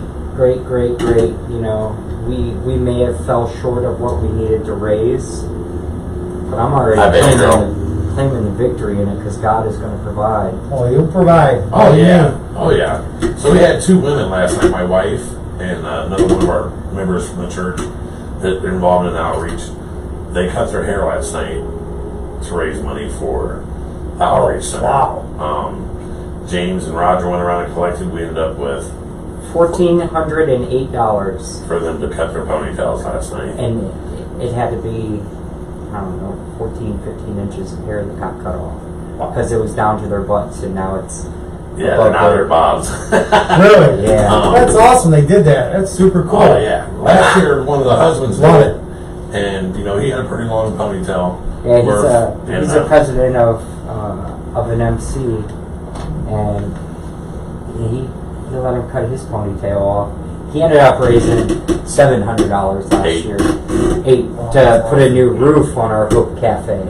That last year was raise the roof because we needed a new roof. This year was breaking ground for the Lost and Found on South and Brown, where it all goes down. Where it all goes down. So we'll throw it out there. We are still in need for some. We almost got all the money we need to. I'll be honest, we're about $4,000 short of what we need for this outreach center now. All right, you hear them, guys? They need $4,000 at Hope Cafe, correct? Mm-hmm. At Akron Bible Church and Hope Cafe. Come on, guys, let's raise this. I met these guys through Doug and Vicky Ball. They are awesome. They're awesome, and God never ever wastes a hurt. I was married and ended in divorce, but through that marriage, I met Doug and Vicky Ball, and how God never wastes a hurt. I got introduced to ABC through Doug and Vicky. Amen. I'm here tonight, and so guys, come on, let's raise $4,000. There's got to be someone out there tonight to cut, stroke a check. I know they can. Man, that's what I'm talking about. Get off that pen. Let's stroke a check for these guys. They're doing some awesome things. When I go down there, anytime I need a faith lift, I go to ABC because these guys love Jesus and they're doing God's work right in the community. So, 2 things. Cassandra's hair was 18.5 inches. Pam's hair was 19 inches. And then my first time in recovery, Doug was my sponsor Was he? in the 12 steps. I love Doug. Vicky, they're amazing. They are. Yeah. Doug and Vicky and I started the church about the same time. And I remember them sitting in front of me. And I love them to death. Oh, They're man. awesome. Oh, yeah. Yeah. Vicky was going to ride down with me tomorrow to Parkersburg. But I guess her mom or her sister or something. Or, All right. Yeah, she said she was going. yeah, she said she's going to be there. Cool. So it's awesome. Yes. Good stuff. What you guys are doing in Akron just blows my mind. I It's mean, not gosh. us. It's not us. I get it. I get God's getting it, but you guys are in the trenches, man. I love it. I love it. Look, we made this correlation last night. So, a little bit about Akron Bible Church. We are financially the poorest church in Summit County. Did you know that? Oh yeah. Like, our gross medium income is below poverty. However, God doesn't check our bank account, He checks our faith account because Amen. the church is paid off. The Mary House is paid off. The Sarah House is paid off. The Bill Denton Outreach Center is paid off. The Agape Storehouse is paid off. The Hope Cafe is paid off. When Pastor took over in 2002, they were $285,000 in debt. So not only did they pray over the bills, but then they had to pray over the shut-off notices. And as of last year, when we raised the roof for the Hope, all those were done. We're down like $3,000 debt. That's awesome. Like, God will use so little Oh yeah. to do mighty, mighty things. Like, the amount of ministry that goes on there is just amazing. But I say that to say this. To be real, let's get real. The hood needs the suburbs as much as the suburbs needs the hood. Amen. Though we're in the trenches, what we do can be done out there. It's just adapting. Amen. The biggest lie ever told is not my child when it comes to addiction. Not my child. Not my child. We already know that 9 out of 10 people that suffer from substance use disorder started by prescription pills. Not my child. Right? I'm going to just keep saying this after everything I say. 9 out of 10, not my child. In the suburbs, it's more affluent. Private insurance. Sports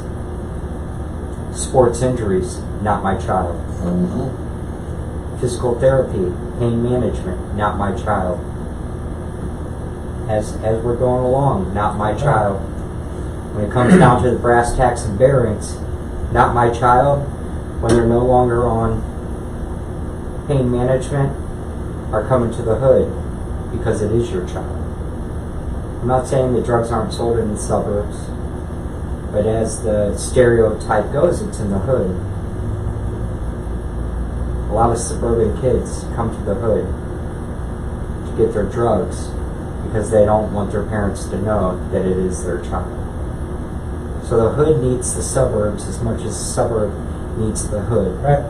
I can come in and talk to those families and let them know everything, like as much as I know, what to look out for. Because one, I was there. I was that child. For two, I was that drug dealer. But three, I am in recovery.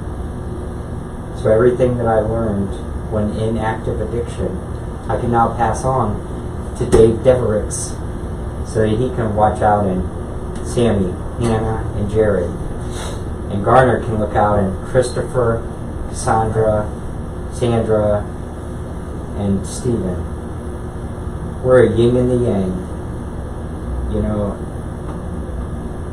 as much as we know we can pass on to the suburbs or to the affluent communities, we need them just as bad. Because like I said, we're inner city, we're poor. And I'm not just saying financially, but even the faith factor that you have out there Amen. is needed. Right. So parents, don't say it's not my child. 1 in 2 households are affected by substance use disorder. Somebody you know suffers, and suffers in silence. When we started raising this money for recovery, I asked the pastor, I said, just trust me and let me do this. And I just did this in all 3 services. I said, I got up front and I said, just to raise awareness on addiction and that people have things that they can recover from. I said, is anybody in this crowd, would you please stand up? I said, we're going to get uncomfortable for a minute. Would you please stand up if you have lost a loved one to opiates or any kind of drug overdose? Right? People stood up. And I said, now, if you know a name of somebody that has overdosed and died from a drug overdose, I said, will you please stand up? And my third question was, I said, if you know anybody that has an alcohol addiction, drug addiction, has been divorced and suffers from a divorce or a split family, I said, please stand up. And by the time I got to that third question, out of 3 services, so roughly 1,500 people, there was probably 5 to 10 people sitting in all 3 services. And those 5 to 10 people just in denial. I was going to say, just didn't want to say it. Yep. Amen. Yep. Amen.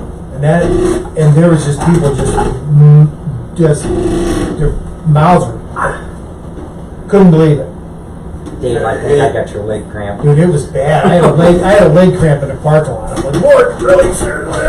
I think that's one of the reasons, like, I love doing what we're doing with the church, is because the people that come to our church, people that we deal with right now, it's not like back in the old days, you know, where close my eyes, I don't see it, I shut my mouth, I don't say it, and as long as I got my ears plugged, I'm not listening to it, you know, and it's a blessing to see some of these people coming in there and Just real. Right. exactly. I mean, Getting real. You know, with me, you know, I'm a firm believer, and just from my journey, I'm a firm believer that the 12 steps of recovery can be used for anything that's ever happened to you in your life that you need to recover from. Whether it's a divorce, whether it's abandonment from one of your parents, whether it's, you name it. You name anything that goes on in this world today in America that has happened to people, and you can use the 12 steps of recovery to recover from that. It's got a lot of moral fiber to It it. changed my life. I mean, and that's what I love so much about being a part of the recovery community, because I use the steps of recovery, and I live a happy, healthy life now.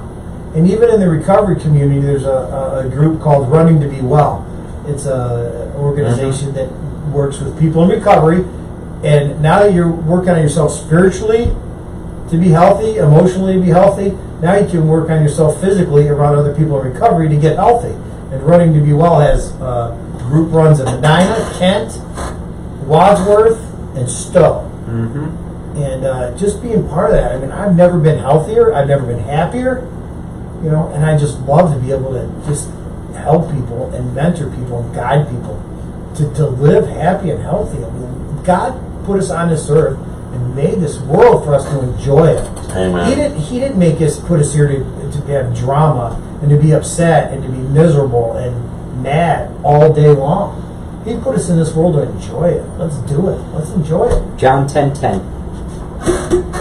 The thief comes to kill, steal, and destroy, yet I've come to give you life, and life more abundant. You just said it right there. No need to be angry or miserable or unhappy in life. That's it.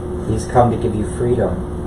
You know, and one thing I've learned, you know, I mean, everybody's born with a hole, right? And that hole can only be filled in their soul by Jesus Christ. And I did everything in my life to fill that with everything but Jesus Christ. You name it, I tried to fill that hole. And man, you know, when I started to finally say, you know what? People think I'm crazy for saying I love Jesus Christ. People think I'm crazy for going to church on Sundays and calling me a Bible thumper. You know what? Call me, dude, because I'm living happier and healthier than I've ever lived. And if you think I'm a freak for that, I'm a freak. Amen, brother. You said it. You said it. And I'm not afraid to tell people I love Jesus anymore. Amen. I am. I'm not, man. You're crazy if you don't. It's funny. We got a lady, you might know her, Becky Hart. She's one of the older ladies of the church. And she'll pull up to the group of us as we're standing out there and she'll scream at us, "What's up, you Jesus freaks?" And just laugh her butt off. And people just look like, wow, this hasn't getting mad. It is what it is, man. It is what it is. Your water might not be the same water I drink. It doesn't matter. Right? So, Yeah. So we got any questions out there? Are people popping any questions at us? actually, no, they're just talking about how good the show's been tonight and Oh. really enjoying it. Yes. Just how great Dave Devericks is. That's all I've seen in the feed all night long. Right. Look, there's 56 comments, and probably 40 of them is how awesome you are. Come on, man. I'm just me, dudes. Brenda Dillon? Oh, yeah. Oh, yeah. What's up? Brandy. So, Brandy, yeah, there you're right. Brandy. What's up, Brandy? That's just amazing. I'm just me, guys. You know, I'm just a normal Joe who decided that I can't do without Jesus Christ, and I got to a point where I'm so happy I can't hold it in no more. Ready to bust, ain't you? I'm ready to bust, man. And, you know, that's what it's all about. I've been trying to tell people that, like, I get so excited talking about what Christ does, what He does around us, what He does through us, what He does with us. And it just gets me sometimes because people that don't know, if they only knew, like, if they only knew what He could do with them, they would be the same way. You know, I'm just happy to live it, man. You know, maybe sometimes I don't talk about Jesus as much as I should, but I try to live it. You know what I mean? Like, people can see it. You know, I've been transferred down to Medina only since February. You know, coming down the hallway and someone goes, "There's that happy guy." You know, life's made to enjoy. Let's be happy. Oh, yeah. Enjoy it. Do I have a perfect life? No. I mean, I'm still working on my anger issues, and I pray God delivers me from them. But, you know, I still flip out once in a while. Teaching you tolerance. Oh my gosh, last night Samantha's learning how to drive, right? And she's taking pictures in the car? Oh, probably. Samantha is she's the most amazing kid that she beats a tune to her own drum, right? So we're driving, and she goes clear in the other lane, and she's like, oopsies. I'm like, Samantha, there was no oopsies if there's a truck coming the other way. Right, no do-overs. But anyway, last night we were driving, and she was driving real slow, and the people behind us started blowing her horn, you know, and instantly, man, my middle finger's out the window, and I'm hanging out. And I'm like, and we're driving, and I'm like, wow, that hasn't happened in a long time. And it was just my protective instincts of my daughter, like, you're gonna blow your horn at my kid, you know. And I even told Samantha, I said, we're 5 miles down the road. I said, I am still fighting the urge to go look for that dude. We all fall short. You know? That's him. He's like that in the car. But I'm not, He used to be a truck driver. Oh, yeah.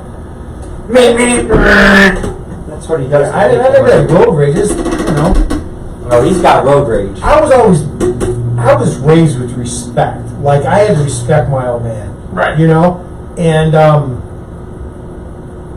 man, I think that would just fuel my anger when people aren't respectful.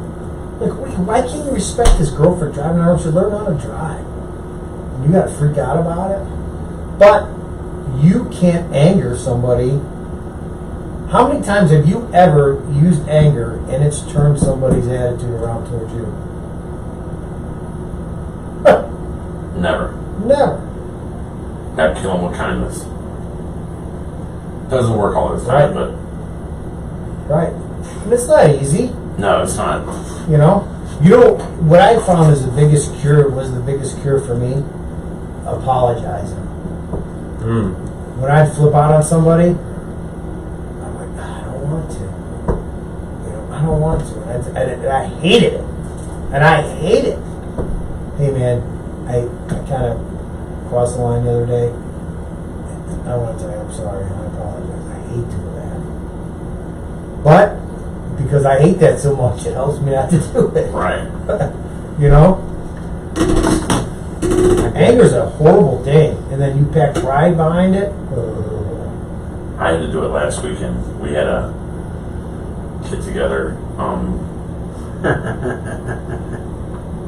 My face, I have a big problem when people mess with my face. So we started out with pretzel balls being thrown At each other. You know, It was 'cause, fun. You know, it was fun. And I was cool with it. And then all of a sudden, cake come out. Well, I'd already got to the point where I told him, you know, you're getting too close to the face. You need to watch where those balls are going. Next thing you know, some more put that cake right in my face. A little cupcake. Oh. And so I snapped, and then I had to apologize and explain it to him. You know, this is my big thing. You know, I don't like, kick me wherever you want, just don't hit me in the face. And then my wife right afterwards, dude, come on, put cake right on my face. I'm like, you got to be kidding. Friday. Saturday. When we was out of Stevens. Oh, she did it too? Yeah, after. But yeah, I was like, Mind blowing. I mean, volcano was just going. She goes, well, I just smeared. I said, that's not the point. You know how I am. You should have never done it. He's trying to be like me. Never. You know, On my own self. one thing with my anger issues is, you know, I was miserable inside. Miserable. Like, my bad choices, my bad decisions, all mine, right? I always played the victim, but inside I was, you know, dying. And so I would lash out on somebody that didn't even deserve it for no reason whatsoever. So I had to transition that around in my head. Because I'm the type of person I'll wear my heart on my sleeve, right? So if someone jumps on me, I used to go, you know, right for the throat, man. We're going for the jugular. Amen. There's no climbing the ladder, man. We're going right for the jugular. We're going to end this. But now I'm like, man, I don't know what that dude's going through. You know, I don't know what that dude's going through. And he might be as miserable as I used to be. And I'm not helping his situation if I react to his anger. And I try my best to show some grace. Right? Grace. God shows us grace. All the time. God shows us grace. And then we hold resentments against people that we won't forgive. Yeah. And when you do those things, you're saying to yourself, I'm better than God. Because if God can forgive you, but you can't forgive, what gives you that right to step above God and say, I'm not offering that forgiveness?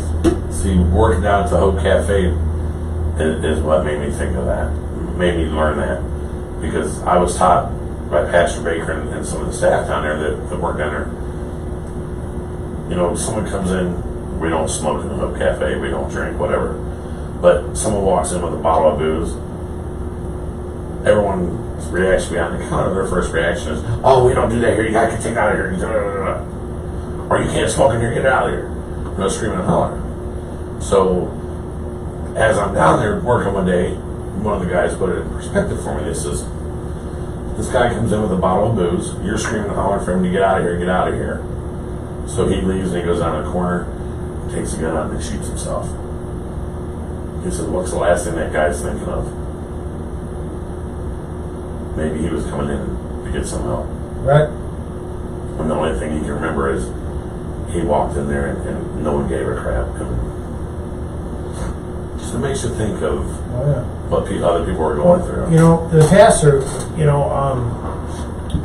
Easter Sunday, he said his message was when Mary came to the tomb and the stone was rolled away and he wasn't in there. What did he say? He says, go tell the disciples and Peter. He made a point to tell Mary and Peter. He denied him 3 times. All he did against him. And he made sure that he said, tell Peter. We're all. Right? Amen. Absolutely. There's got to be a couple questions on there. Come on, somebody shoot us a question. Where's that? Really? And not you, Hannah, or Samantha. Dave Callan says hi. Hey, Dave.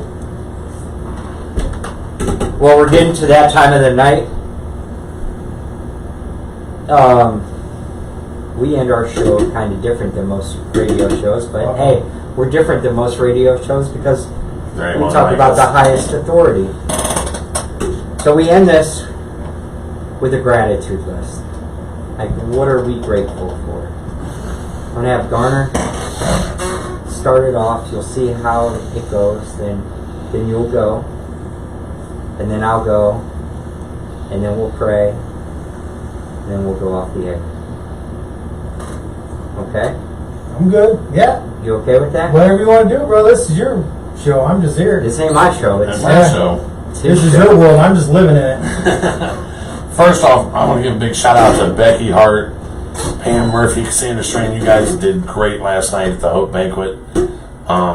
Becky, we love everything you do for us, and we appreciate it. Also, Divine Management and Roast by Divine. You guys need to get a hold of them, man. If you need roast done or looking to buy a house or sell your house, they'll take care of you.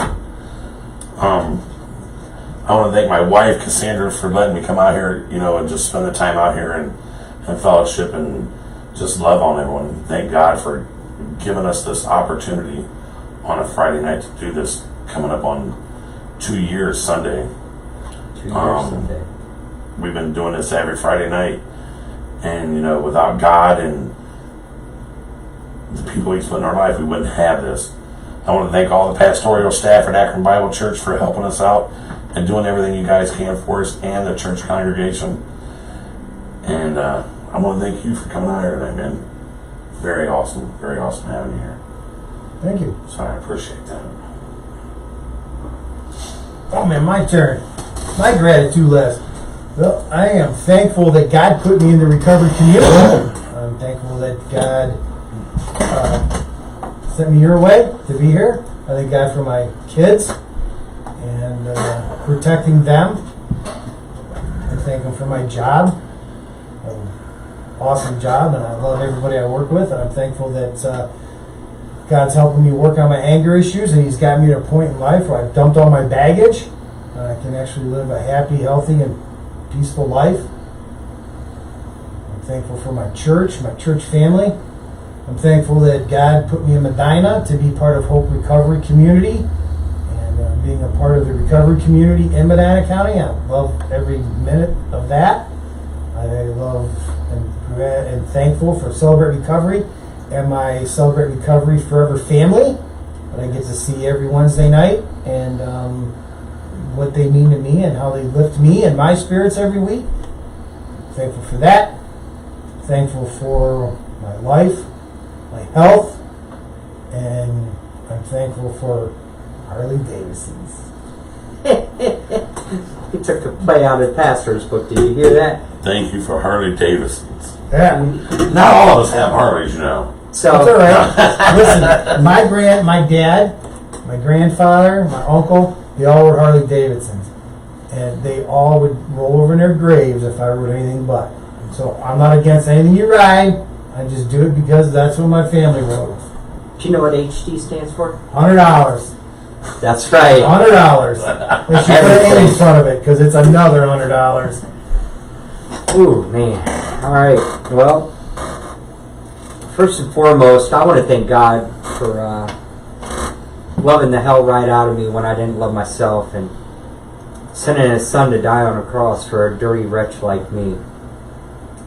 Though I know I fall short daily, He still loves me unconditionally. I want to thank my wife and my children for affording me the opportunity to come out here on a Friday night, share a message of hope, get a message of hope out there with our guests. I want to thank our pastoral staff and our congregation at Akron Bible Church for loving and supporting us from the beginning through now, through tough times, through good times. Thank KRMA Radio for giving us the chance and the opportunity not to come out here once, but just to come out here twice and believing in us.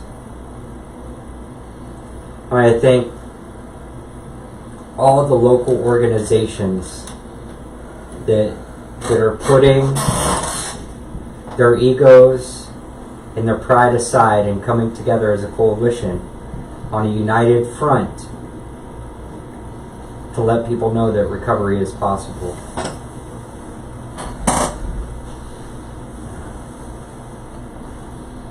There's so many people I want to thank and tell that I'm grateful for. And most importantly, it's you.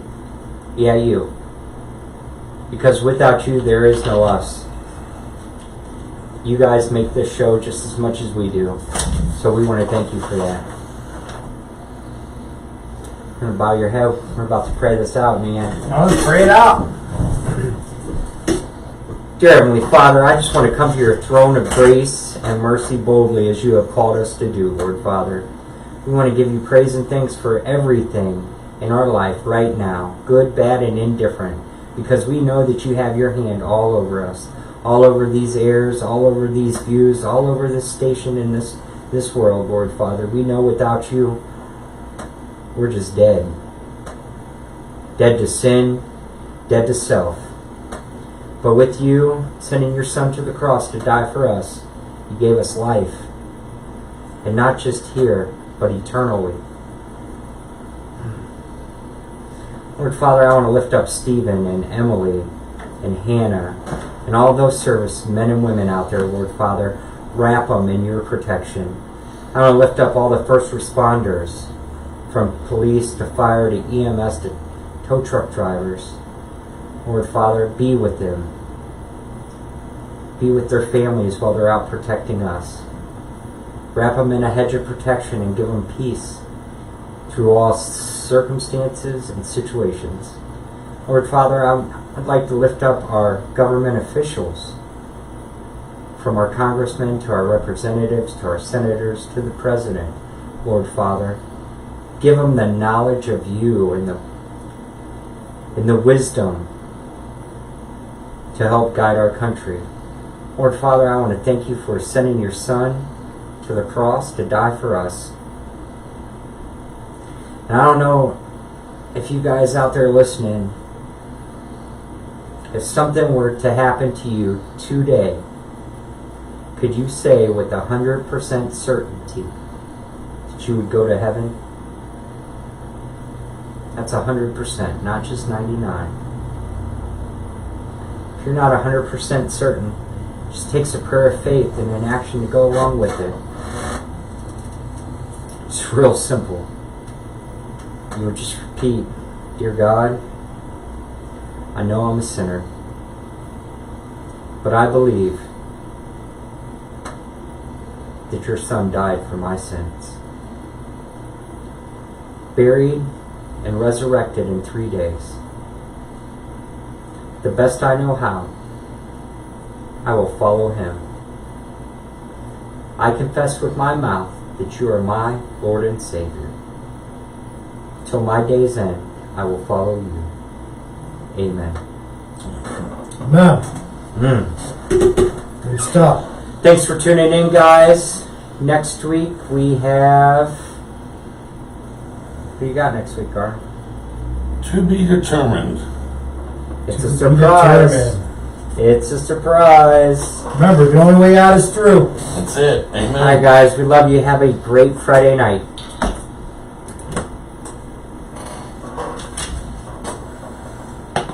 No, I just gotta shut the camera off. Thank you so much for coming out. Oh man, I had a blast. I told you it's just real laid back out here. Didn't even need the tablet. No, that was a blast.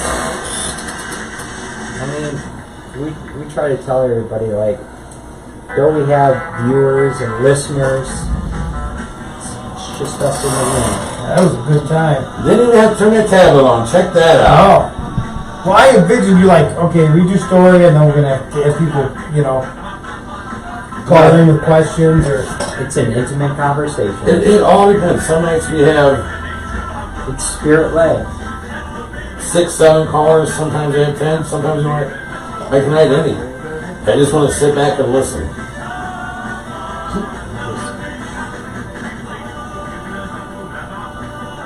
Waiting for the camera to load. I That's control it pretty all cool. off my phone. You? That was pretty cool. You did good. Good stuff. And that's how we know how good the show's been, because when we watch Facebook Live, we watch the number of people on it at a time. How many did you have tonight? It went from anywhere from 5 to 20 at one time. Like, Oh, they'll gotcha. come in. They come in and go and come in and go. And Some people just stay and listen the whole time. Come on. Come on, you can do it, old girl. Come on. You trying to reconnect? Yeah.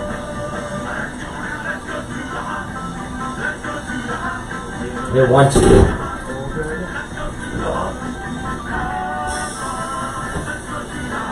we're still on watch us. Yeah. What's that? They're with us, We're guys. still on watch us. Oh, we're still on live? Oh, yeah. Oh man, we'll keep talking. What's up, Facebook Live? We're still on. Yeah, but if you ever thinking, want to do a show or something, let us know, man. I'll come on anytime you want me to. I don't care. I'm talking about doing your own. That's how we got started. I'll do my own.